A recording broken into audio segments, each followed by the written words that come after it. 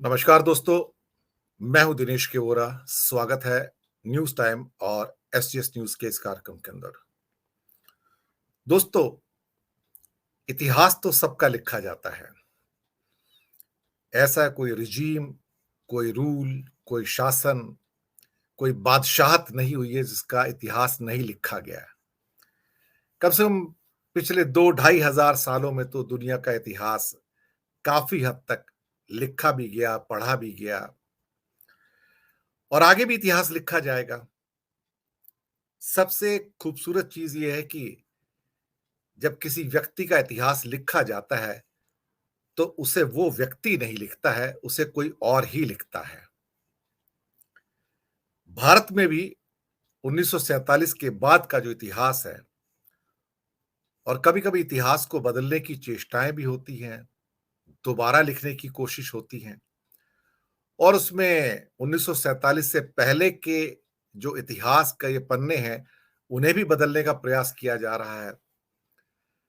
पर इतिहास की जो खूबी है, वो यही है कि जो लिखा गया सो लिखा गया। वो पत्थर पर लकीर हो जाती है, वो इतनी जल्दी मिटाई से मिटता नहीं है।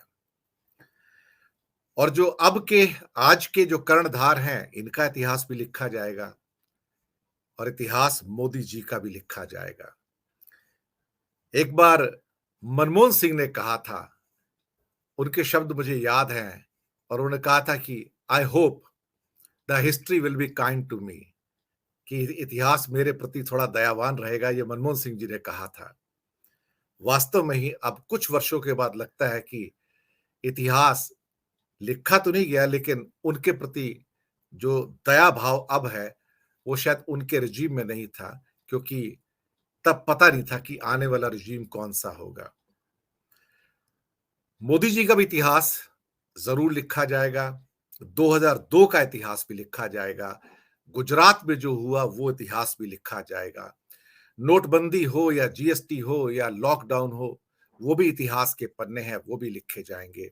लेकिन जब वो पन्ने लिखे जाएँगे, तो उन्हें लिखने वाले मोदी जी खुद नहीं होंगे, ना ही उनके व्यक्ति होंगे।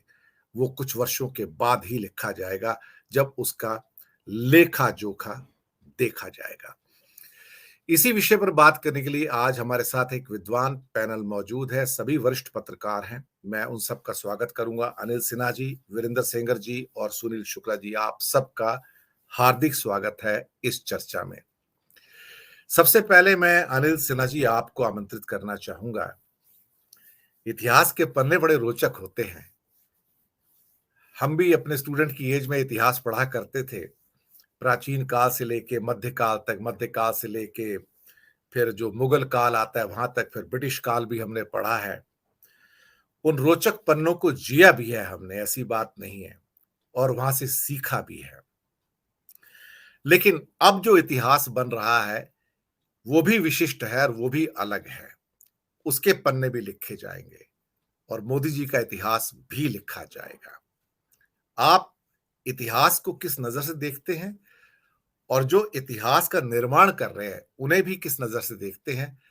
और इतिहास का निर्माण करने वाले वो भी हैं जो घटनाक्रम को जीवित रखे हुए हैं, क्योंकि इतिहास तो मोदी ही रच रहे हैं। अब उसको जिस मर्जी चश्मे से देखा जाए। अनिल सिन्हा जी। आपने अच्छा मतलब एक अलग तरह का टॉपिक आपने लिया, इसके लिए आपको धन्यवाद देना चाहिए। हम लोग इसकी बात करते रहते हैं, लेकिन ये टेलीविज़न चैनल या लेख इस तरह की चीज़ों में नहीं आ पाता है। तो बहुत अच्छा है ये टॉपिक। एक इसमें मुझको ध्यान आ रहा है कि अभी पिछले दिनों ही किसी ने कोई कविता लिखी, कविता मतलब गा करके सुना रहा था कि सब लिखा जाएगा। अब वो किसी बड़े कवि की रचना है और वो कविताएं मुझको याद रहती नहीं है, इसीलिए मैं उसको यहाँ उद्धृत नहीं कर पाऊंगा। लेकिन ये है क्या कि एक तो समझना चाहिए कि ये जो लोग हैं, मतलब मोदी जी को हमको लग रहा है कि एक इंडिविजुअल के रूप में देखना उतना सही नहीं होगा, इसीलिए कि वो एक विचारधारा और एक एक तरह का एक संस्कृति, एक जो भी है उसके प्रतिनिधि है। वो क्या है? वो संघ परिवार की जो राष्ट्रीय स्वयंसेवक संघ का मतलब के प्रचारक रहे हैं और उसी को का प्रतिनिधित्व करते हैं। तो जो आप देख रहे हैं कि इतिहास के प्रति या जो समाज के प्रति या संस्कृति के प्रति या कुछ भी जो उनका है, वो सारा नज़रिया उनका संघ परिवार का नज़रिया है। और उससे 2 चीज़ें उन्होंने साबित कर दी हैं। एक तो व्यक्ति के रूप में जो इतिहास जो आप कह रहे हैं कि लिखा जाएगा, आपने तुलना भी की मनमोहन सिंह जी से। और मनमोहन सिंह क्या बाकी लोग भी काफ़ी लोग, ये सदी जो है 20वीं जो अभी सदी हमारी गुजरी है और इसके पहले की सदी, वो इतिहास में सबसे ज़्यादा चूँकि फैला हुआ प्रचार प्रसार माध्यमों का, इसके बाद जो लोग सिर्फ़ मिथकों में ज़िंदा रहते थे, उसके मुकाबले सही किरदार जो है लोगों के सामने आए। और गैलेक्सी है, मतलब आप देखेंगे तो आपको आश्चर्य होगा, आइंस्टीन से लेकर के महात्मा गांधी, माओ से लेकर लेनिन, मार्क्स, अब ये 2 सदी में काफ़ी बड़ा ये रहा है। तो जो मुझको लग रहा है कि इंडिविजुअल के रूप में भी देखना चाहिए। और फिर जो इतिहास की गति रही है सबसे ज़्यादा तेज़ रही है, इसी में विचारधाराओं का संघर्ष सबसे ज़्यादा हुआ। तो दोनों स्तर पर अगर आप देखेंगे तो आपको पता चलेगा कि पता नहीं इसका एहसास आपको होता है या नहीं। कई बार लोग समझते हैं इन चीज़ों को, बहुत विनम्रता पूर्वक लेते हैं। जैसे मैं गांधी जी की आत्मकथा अभी हाल ही में फिर से पढ़ रहा था, तो कहाँ मतलब एक जो आपको एक विनम्रता होती है प्रकृति के बारे में, दुनिया के बारे में, चीज़ों के बारे में, वो विनम्रता गायब है। और ये विनम्रता का जो अभाव है उसको मोदी जी का मामला नहीं है, ये संघ परिवार का है। संघ परिवार इसी तरह से पूरा जो विश्व गुरु वाला जो बहस चलती है, अभी वो जो मसखरा किस्म का जो एक साधु है जिसका नाम लेना भी ठीक नहीं रहेगा क्योंकि लगातार उसका नाम आ रहा है, वो एकदम जोकर होने लायक है। लेकिन वो जोकर जो है वो बोल जिस तरह से बातें करता है, विश्व गुरु और राजनीति सबके बारे में बात कर रहा था। और उसका एक मूर्धन्य पत्रकार, बहुत ही घटिया स्तर के पत्रकार हैं, वो सब लोग जानते हैं उनको।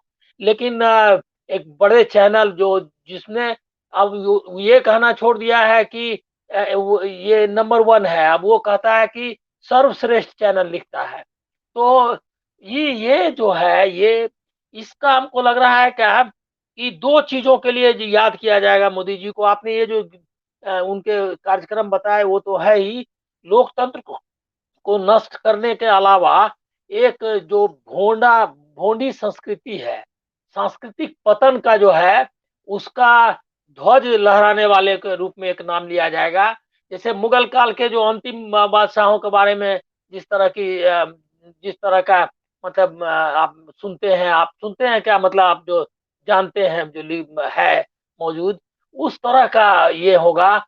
और ये है क्या कि ये मुगल काल साबित ना हो, मतलब लोकतंत्र यहीं ना रुके, इसकी चिंता हमको करनी चाहिए। क्योंकि ये जो है लोकतंत्र को नष्ट करने का एक मतलब उसकी पराकाष्ठा है। तो इनको दोनों चीज़ के लिए याद किया जाएगा कि हिंदुस्तान के आज़ादी के आंदोलन ने और उसके बाद जितनी मेहनत से जो हमने सजाया था, जो सपने, कम से कम हम ये नहीं कहते कि सारी चीज़ें आपने बदल दी थी, लेकिन हम एक उस तरफ बढ़े थे और एक बड़े मूल्य की तरफ बढ़ रहे थे जो लोकतांत्रिक था, जिसमें ये था कि जो आदमी सदियों से जो तब के जो लोग नीचे रह गए हैं और जिनके साथ इतना बड़ा बड़ा अन्याय हो रहा था, वो सारी चीज़ें एक्सेप्ट किया, एक समाज ने एक्सेप्ट किया कि ये गलत हो रहा था, उनको आगे लाने का प्रयास किया, उनको भागीदारी मिली। आज हम देख रहे हैं कि उसका नतीजा क्या है। आज हमारे सामने अम्बेडकर तो लड़कर उस समय आए, ये आज़ादी का आंदोलन का था जो उनको मिला। अम्बेडकर हैं तो अभी बाद में आप रामविलास पासवान देखते हैं, ढेर सारे लोग देखते हैं जिनको बैठने नहीं दिया जाता था, वो आया। लालू प्रसाद यादव है जो बीच के थे, मान लें जिस तरह से मध्य जातियों का। इस तरह से हमने एक ऐसा लोकतंत्र बनाने की कोशिश की, जो लोकतंत्र जो है सच में बराबरी के मूल्यों में, लोकतांत्रिक मूल्यों में और सांस्कृतिक रूप से बड़ा हो। क्योंकि गांधी जी ने एक जो सभ्यता के स्तर पर हमारा दिया था, जो मूल्य हमको दिए, अहिंसा, परिग्रह, सत्याग्रह का जो तरीका दिया, वो दुनिया में बेमिसाल है। इसका कोई दुनिया में पैरेलल नहीं है। मतलब बुद्ध थे, लेकिन बुद्ध धर्म के ये में थे, वो राजनीति में नहीं थे। लेकिन राजनीति और समाज में इन मूल्यों को स्थापित किया गांधी जी ने। उस बड़े मूल्य को लेकर हम आगे बढ़े। जवाहरलाल नेहरू हैं, जयप्रकाश नारायण हैं, लोहिया हैं, विनोबा भावे हैं, और जो जो लड़ने वाले चारू मजूमदार तक का नाम मैं लूंगा, कि वो बस चाहते थे कि हिंदुस्तान एक नए किस्म का हिंदुस्तान बने। वो ऐसे सारे लोगों को, मतलब जिन्होंने अपने अपनी जिंदगी दे दी, अपना अपने जीवन दिया। भगत सिंह तो थे ही, जो कि आप मतलब उत्सर्ग प्राणोत्सर्ग से क्या हासिल किया जा सकता है समाज के लिए, उसको किस तरह इतिहास को आगे बढ़ाया जा सकता है, वो हमको दिखाया उन्होंने। ऐसे ऐसी मतलब एक विराट और समझिए कि समृद्ध सांस्कृतिक परंपरा जो आजादी के आंदोलन और उसके बाद बनी थी, उसको नष्ट करने, उसको उस पर किरासन तेल डालने, उसको उस पर राख बिखेरने का जो आरोप, मतलब के लिए उनको याद किया जाएगा। ये सब तो बहुत मामूली सी चीजें हैं। डिमोनेटाइजेशन, जीएसटी, या हमारा जो तीन तीन गुना, मतलब 55 करोड़ से 155 करोड़, शायद अभी 150 करोड़ हमारा ये है कर्ज है हमारे मुल्क पे।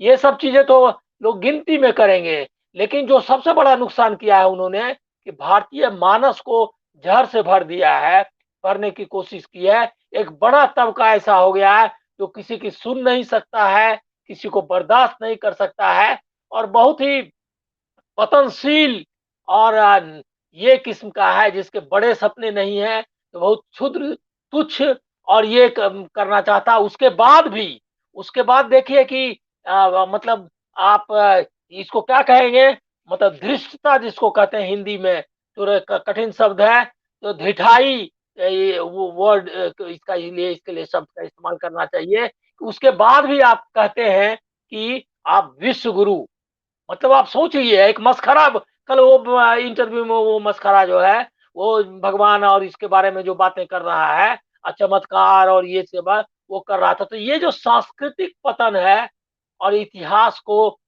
गड्ढे में ले जाने वाला झूठ और नफरत पर का जो ये बनाया है, उसके लिए उनको याद किया जाएगा। इसलिए याद तो किया जाएगा, सब बताया जाएगा, सब लिखा जाएगा, और बताया जाएगा कि के आपने किस तरह से भारत के साथ विश्वासघात किया और उन मूल्यों को आपने पराजित किया। जी, मैं आता हूं सुनील जी।